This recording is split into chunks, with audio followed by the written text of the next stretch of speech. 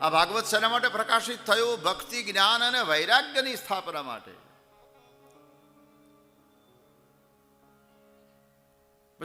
ભાગવતની કથાની આ વિશેષતા છે.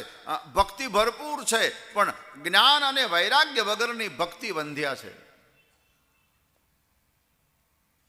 ભક્તિની પૂર્ણતા જ્ઞાન અને વૈરાગ્ય છે. વૈરાગ્ય વગર ભક્તિ શોભા નહીં આપે. જ્ઞાન વગર ભક્તિ શોભા નહીં આપે.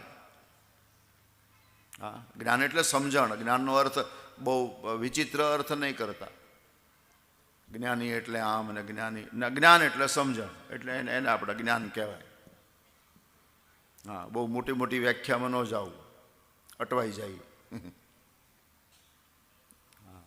હું એટલા માટે તમને કહું છું કે અંગૂઠા છાપ જ્ઞાની હોય. અને આપણે ત્યાં એવા જ્ઞાનીઓ મળ્યા છે જે સ્કૂલે ગયા જ નથી પણ પરમ જ્ઞાની છે, અને એવા અજ્ઞાની પણ મળ્યા છે, જોયા છે મેં, કે બહુ ભણ્યા છે છતાં અજ્ઞાની છે.